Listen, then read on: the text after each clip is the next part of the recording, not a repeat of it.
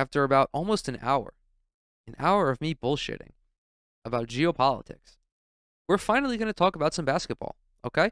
And of course, we're going to start with this take from Shaq, arguably the worst take I've ever heard in my life. Just kidding. It's not that bad, but Disappointed in my Lakers. let's go. Okay. A lot of people are. We all forgot about the ages. Westbrook's coming. Ooh, they got Carmelo. We used to having teams with big name stars on. So you got a team with 3 Hall of Famers. You would think they'd be in 6 or 7, and then Yeah. AD's not playing, so I doubt they even make the play-in game. But if they do, they definitely have to win, and they will face Phoenix in the first round. And then if they make it to the 8th spot, they will beat Phoenix. Oh, Can we just take a moment, look at this microphone compared to me, and then look at the same microphone compared to Shaq. This man is literally sitting on a Make it to throne. the 8th spot, they will Look beat at how fucking big he is. But anyway, back to the content. Phoenix. Oh, whoa. Yeah, you heard me. Because AD gonna be back. Yeah, That's a bold prediction. Shaq Stradamus will be correct. No, he won't. Westbrook's been playing bad. All it takes is for certain Westbrook's been playing better people like that to just as of late. play good 1 or 2 games, and then it snaps right back. Well, you just like to double Yeah, this is down on the disrespect. That's wild, bro. And why is the disrespect? Because they're in the first spot? Whoopie freaking do. Okay, golf clap. Everybody. Bruh, Shaq is acting like Phoenix has not been the best team in the NBA for the entire season, even without Chris Paul. Like, very clearly, they are the standard. 61-14. They are 8 games ahead, 8 games in the win column ahead of the Memphis Grizzlies. There isn't even a team in the East with 50 wins. What I don't understand is how Shaq, and he doesn't seem like he's in content mode right now, because Shaq will get like that sometimes, especially when he's on TNT. He will definitely turn his brain to content brain and start like bullying Charles. Like, he knows what he's doing. But the Lakers, who are currently 9th, 10th in the West, they are 1 game ahead in the loss column of the San Antonio Spurs.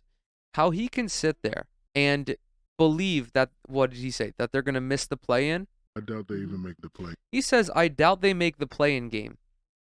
But he's going to say that. I doubt they make the play-in game. And then turn around and say that they're going to beat this team, the 61-14 Phoenix Suns. How? Right now, they're slated to go up against the Pelicans in the play-in game, whom they recently lost to. The winner of that game is going to play either the Timberwolves or the Clippers, both of whom are better than the Lakers. So let's say that the Lakers eke out a victory against New Orleans, because it is possible. Okay, it is possible, especially because we don't know if Zion is going to be back for the postseason. We don't know what their team is going to look like. Say they beat the Pelicans, and then they have to go up against either the Clippers or the Wolves. And Paul George might be back, because I think he's been upgraded to, I think Paul George just got upgraded to questionable. Yeah, no. The Lakers are not beating the Clippers. They're sure as shit not beating the Timberwolves if the Timberwolves manage to lose to the Clippers. No shot. No shot they're beating the Timberwolves. But even if they do, even if the Lakers manage to upset the Pelicans and then either Minnesota or the Clippers, Shaq really thinks that this team with Devin Booker and Chris Paul and McCall Bridges and DeAndre Ayton, he thinks that this team with 7 guys averaging double figures is losing to the Lakers. Oh, I'm sorry, Frank Kaminsky's not even playing right now. Dumbass. Still, 6 guys in double figures. Team top 5 in both offensive and defensive efficiency. Meanwhile, the Lakers have LeBron, have Anthony Davis, who is not living up to his expectations. I understand that he's hurt, but again, we've been criticizing Anthony Davis all year. Like, I wasn't the first person to criticize AD, obviously. I'm not a fucking, I'm not like some transcendent hyper-intellectual being. But Anthony Davis was always the first person I directed blame to. And we have Russell Westbrook, who has been playing well of late. But it's the inconsistency for the entirety of the Lakers team for me. When 2 of your 3 guys, of your 3 main guys, are as inconsistent as AD and Russ, it doesn't bode well for you. It doesn't bode well for you. And at this rate, they need LeBron to put up 38, 39, 40 points just for them to even have a shot to beat a sub-500 team. To think that somehow magically it's all going to flip in the postseason, and that the Suns, with a stifling defense and a hyper efficient offense that is run by two all NBA caliber players, Devin Booker, who might very well be working himself into the MVP conversation. Shaq thinks that a disjointed Lakers team that has no chemistry, that has suspect rotations, is going to be able to beat the finely tuned machine that is the Phoenix Suns. Dude, he's got to be high. The edible must have kicked in right before the podcast, because that's simply not happening. That's simply not happening. I understand. I was just talking about Lewis and how you can't ever count out the old man who's got multiple world championships, but it's different when you're in racing and your car has the potential to be the third best car on the grid. And when you're playing basketball and your team might not even qualify for the playoffs. Like, you're in two different realms of competitiveness. The Lakers are going to finish towards the bottom of the standings. And then Shaq is like, that doesn't matter. They're going to beat the Suns in the first round. They might not even. I'm going to make a prediction. Okay? Clip it and ship it. The Lakers make the play-in. They qualify as the 8th seed, and they go up against the Phoenix Suns. Not only do they not beat the Suns if they make it to the playoffs, I don't think they have one quarter where they outscore Phoenix. That's how little confidence I have in the Lakers. I think they're a lost cause.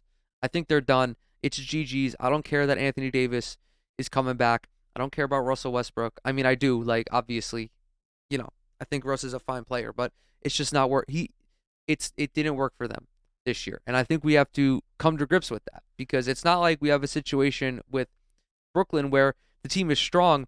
It's just they've, of course, dealt with injuries. They've dealt with Kyrie's thing. They've dealt with a whole lot of, discombobulatedness. I don't even know if that's a word, but like, the team is demonstrably better when Kyrie and KD are on the court. It's palpable.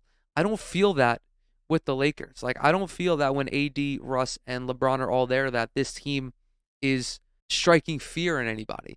Because, again, last year, I said that the Lakers would beat Phoenix if AD was healthy.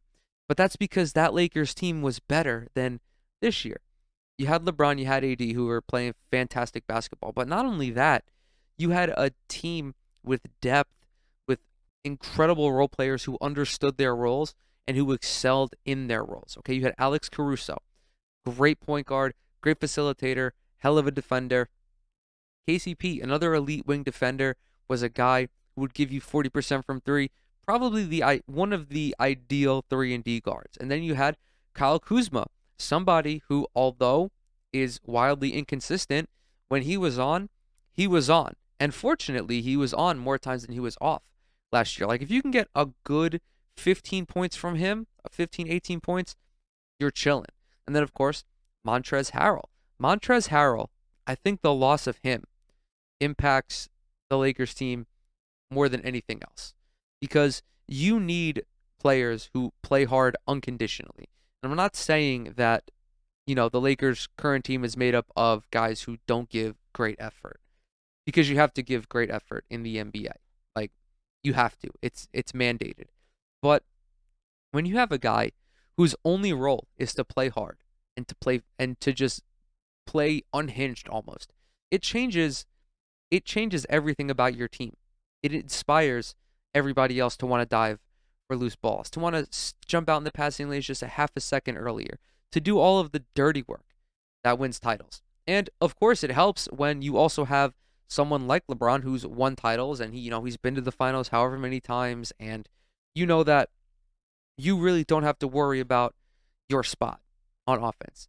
You're going to get your shots, and all you have to do is just stay warm, and you're good. But that doesn't happen this year because the personnel does not fit the team. The Lakers built a bad team. The Lakers front office built a bad team, and they refuse to acknowledge this. They refuse to acknowledge that they gave away their hopes of winning a championship once they traded for Russell Westbrook. Not that Russell Westbrook is a bad player, but because Russell Westbrook does not fit alongside LeBron and AD. Just kind of summarized is that the Lakers They're not making any noise in the postseason. It's a wrap for them this year. Retool, see what happens this summer, and just hope and pray that the front office doesn't fuck you guys over yet again.